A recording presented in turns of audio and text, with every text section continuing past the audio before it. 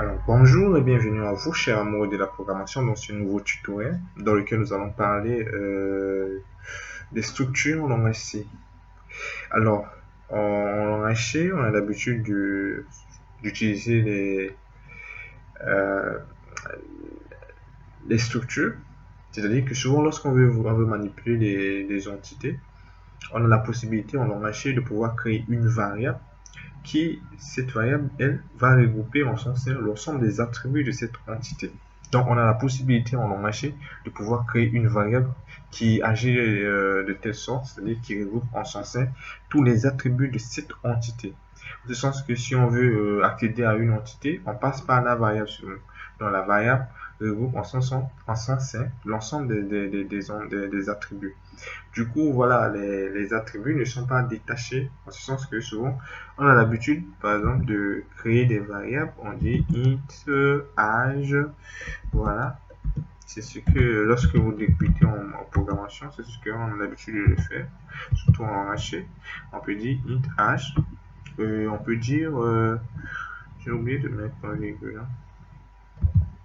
On peut dire, par exemple, char, nom, voilà.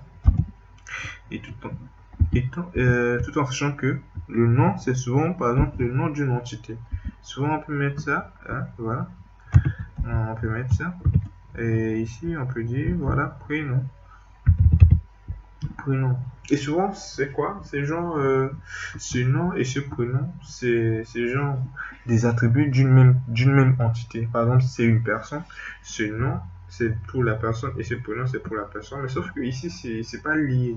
Du coup, ce n'est pas une mauvaise déclaration, mais on risque souvent de se perdre.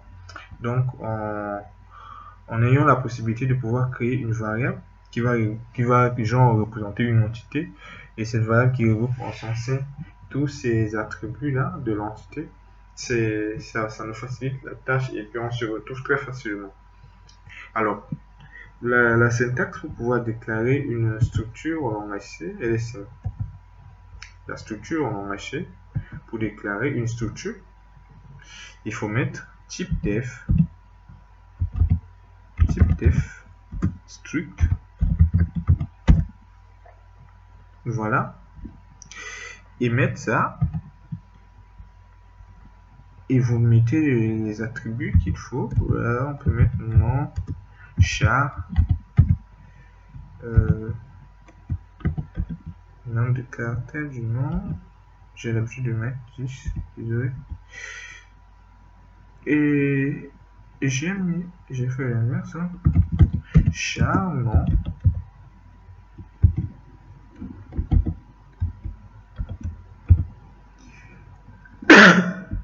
attention,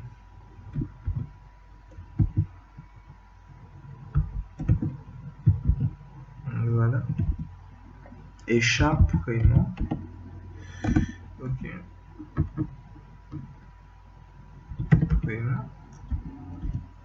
voilà, et par exemple int âge.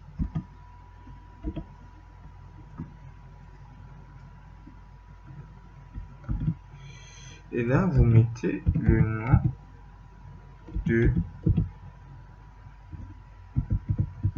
personne. Voilà, vous mettez le nom de la structure. Donc, syntaxe. Donc, ça, c'était l'exemple que je vous ai montré tout à l'heure, là. Type def. Struct.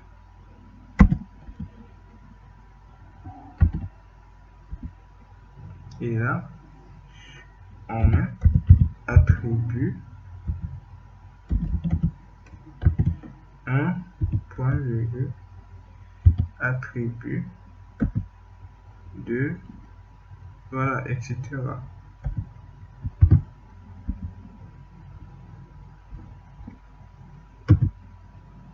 Donc, je vais mettre 3 points pour dire, voilà, etc. Et vous fermez, et vous mettez le nom de la structure.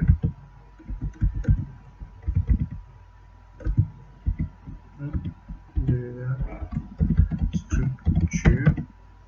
Et vous mettez point virgule. Voilà, donc ici c'est quoi? C'est la syntaxe. Ça c'est la syntaxe. Et là, on a un exemple. Voilà. Donc, ce que je vais faire, je viens dans ça. Voilà. Je vais ajouter tout petit peu. Que vous puissiez voir.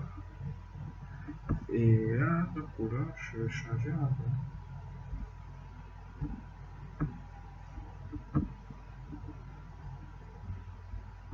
Et je vais mettre bien en bas. Je vais cliquer là. Là, je vais venir d'abord dans affichage. Je vais mettre la tête. Et je viens ici. Je reviens dans accueil. Je viens là. Ajuster la largeur. Super. C'est bon. Là, je copie juste la mise en forme. Voilà. Je mets ici. Je repince. Ajuster la colonne. Ok, super. Et voilà, je vais juste mettre une petite forme. Voilà. Bon, désolé, c'est pas un cours d'Excel, mais juste pour que ça puisse être un petit peu joli, quoi. Ok. Son contour. Et là, je choisis le pixel. Ok, super. Donc voilà la syntaxe pour pouvoir déclarer une structure en entier. Et voici un exemple. Comment est-ce qu'on peut déclarer une structure? C'est-à-dire, si par exemple on a une structure personne, c'est comme ça qu'il faut procéder pour pouvoir déclarer. Alors, on va vérifier tout ça sur notre éditeur de texte qui est CodeBlocks.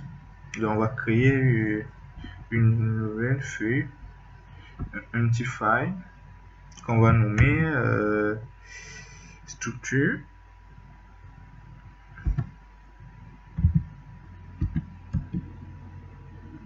On va nommer structure. Je vais faire LC, C. Alors, JS include studio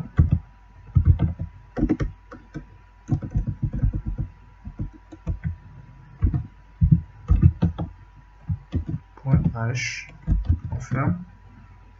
Et il faut savoir que le programme en langage s'exécute de haut en bas, c'est-à-dire que ça va s'exécuter ligne par ligne, donc les lignes d'en haut jusqu'en bas. Donc ici, il faut d'abord déclarer la structure. Donc on avait dit que c'est type def, voilà, type def struct.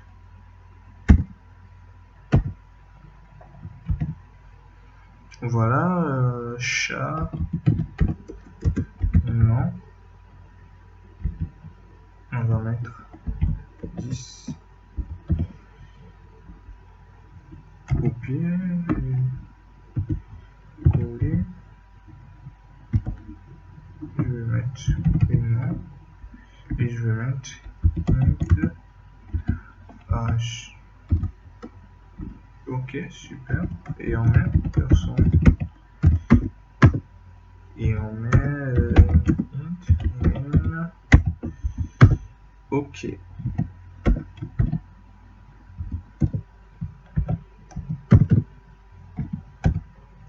Maintenant, pour pouvoir déclarer, là c'est la structure qu'on vient de créer. Ça c'est la structure. Maintenant, comment est-ce qu'on fait pour pouvoir manipuler la structure? Donc, il faut déjà savoir qu'une structure, c'est comme si c'est un second type que nous on vient de créer. Alors, comment est-ce qu'on fait pour manipuler? La manipulation, elle est simple. Déjà, lorsqu'on a un type, il faut créer une variable, il faut déclarer une variable du moins qui est de ce même type-là, de ce type-là. Donc, pour créer une variable de ce type, on dit personne p, point virgule. Et là, on vient de créer une variable de type. du type cette personne, genre ce type là, personne, et P, ça serait genre une variable qui sera genre comme une entité et qui regroupe en son sein tous ces attributs de l'entité. Et pour manipuler aussi les entités, il faut juste passer par P point. Et en faisant P point, on peut accéder au nom. On peut aussi accéder au prénom. C'est-à-dire pour manipuler la variable, en réalité, ce qu'on manipule, on manipule le nom, le prénom et âge. En fait, ce qu'on modifie, c'est quoi? Le nom, le prénom et âge. Donc, le P, c'est la variable de la type personne. Et pour pouvoir changer, modifier les valeurs, il faut accéder aux propriétés ou bien aux attributs.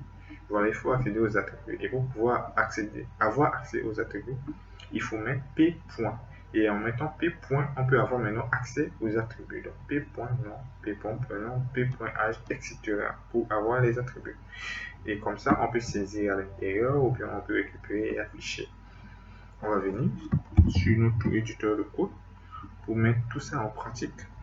Donc une fois la structure déclarée, il faut créer une variable de type personne P. Et une fois qu'on a ça, je vais mettre une fonction qui s'appelle système. Voilà, je vais mettre pause. Voilà, donc là, on a déjà la variable. On va demander à l'utilisateur printf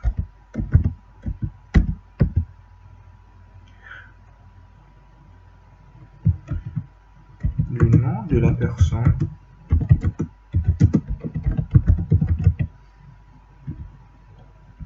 anti/n point virgule et on recopie ça 3 fois. Donc, le nom, le prénom et l'âge.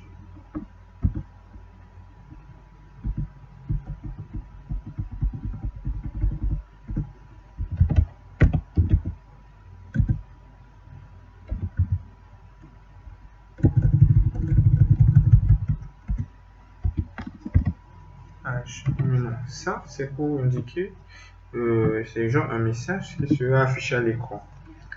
Le nom de la personne, il va donner le nom de la personne et lorsqu'il donne le nom de la personne, il va falloir récupérer la saisie. Et on récupère la saisie, comme je vous l'avais dit dans la première vidéo, récupère la saisie avec la fonction scanf. Et comme le nom c'est une chaîne de caractères, on utilise pourcentage %S. Voilà. Et on met point P point nom. Ok. Voilà. Comment est-ce qu'on peut saisir à l'intérieur de la variable de l'attribut, voir comment est-ce qu'on peut modifier l'attribut nom de la personne, de cette structure personne. Voilà, pour modifier la variable nom, on passe par la variable P et on met point nom. Et il faut mettre %S puisque le nom c'est en chaîne de caractères. Et aussi, si on veut saisir le prénom, on passe toujours par le point. Même chose pour l'âge. Point âge. Par contre, ici, ce n'est plus pourcentage S parce que l'âge, on a vu tout à l'heure que l'âge, c'était un entier. Donc, c'est pourquoi il faut mettre pourcentage D. Et une fois ça, on peut juste mettre la fonction printf. Voilà, pour pouvoir afficher les données. On utilise toujours p.nom pour afficher les données. On va afficher les données sur ce format là. Sous ce format, voilà. On va avoir le nom,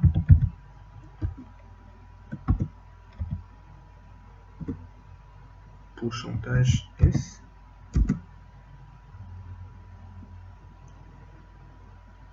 voilà, le prénom, pourcentage S, et l'âge.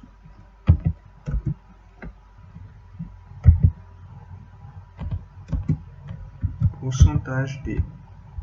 Et comme je l'ai dit tout à l'heure, il faut mettre, et surtout il faut respecter. Le pourcentage S, ça serait la première chose qui va venir en paramètre ici. Le pourcentage S, le deuxième paramètre. Le pourcentage S, c'est le troisième paramètre. Il faut respecter l'ordre d'affichage et aussi respecter souvent l'ordre de saisie. Donc, le pourcentage S ici nous indique le nom. Après, le deuxième pourcentage S nous indique quoi? Le prénom. Donc, c'est P.prénom. Toujours, il faut passer par la variable. Et virgule toujours aussi pour pouvoir afficher aussi une autre valeur. Donc, P.nom, virgule, avant de mettre P.prénom. Et aussi virgule, point, H.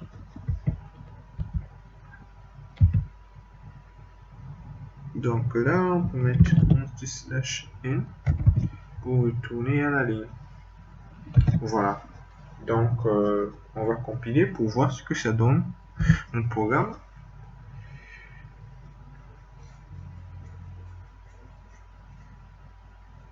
Ok.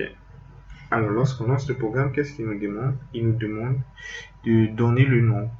Et on va donner juste notre nom. Nzux. On va donner le prénom qui est Stéphanos. Voilà. Il va me demander mon âge. Je pense que j'en ai beaucoup. Voilà.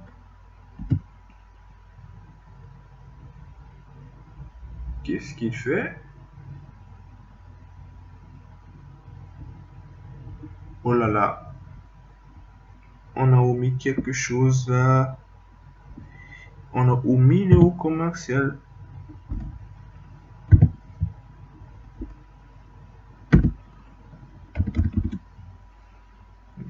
Voilà. Il ne faut pas oublier le commercial. Vous voyez déjà pourquoi il faisait cette tête-là. C'est juste parce qu'on n'avait pas mis les commercial. Donc il faut pas oublier de mettre les commercial. Là, il ne faut pas oublier de mettre les commercial. Parce que ce sont les commercial qui vont indiquer que les données qu'on va saisir là, seront sauvegardées à l'intérieur de la case mémoire. Parce qu'en réalité, on ne saisit pas directement dans la variable. La variable, c'est un identifiant qui sera relié à la case mémoire où sera stocké les données qu'on va saisir. Voilà. Donc, le nom, on donne toujours Nzux Stéphanos, âge 25 comme son âge. Et voilà, il nous affiche Nzux Stéphanos, 25 ans. Bon, 25 ans, je pourrais mettre en là-bas, mais c'est 25 ans, voilà. Donc voilà comment est-ce que il faut. Voilà, ok. Voilà comment est-ce que les choses marchent avec la structure en enhaché. Pour pouvoir faire les structures en enhaché, c'est comme ça qu'il faut procéder. La première des choses à savoir, c'est comment est-ce qu'on peut déclarer la structure en enhaché. Pour déclarer la structure en enhaché, la déclaration de la structure c'est simple. Type devstruct, vous ouvrez les crochets, vous mettez les attributs. Genre chaque attribut a un type, voilà. Et aussi vous mettez après le nom de la structure.